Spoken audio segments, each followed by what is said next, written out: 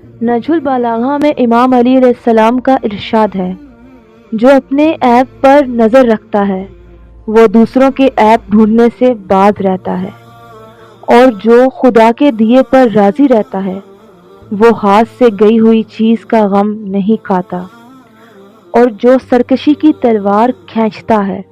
وہ اسی سے قتل ہو جاتا ہے، اور جو بغیر غور و فکر کیے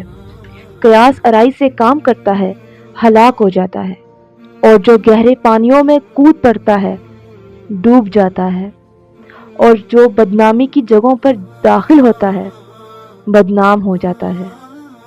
جو زیادہ بولتا ہے زیادہ غلطیاں کرتا ہے،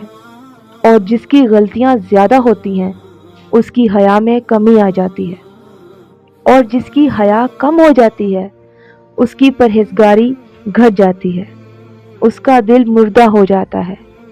اور جس کا دل مردہ ہو جاتا ہے وہ واصل جہنم ہو جاتا ہے،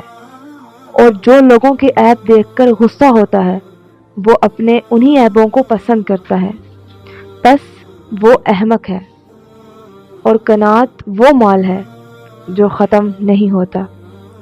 اور جو موت کو اکثر یاد کرتا رہتا ہے اسے تھوڑی سی دنیا بھی مل جائے تو راضی ہو جاتا ہے، اور جو یہ جانتا ہے کہ اس کا بولنا بھی اس کا عمل ہے وہ زبان نہیں کھولتا مگر اس بات میں جو مطلب کی ہو۔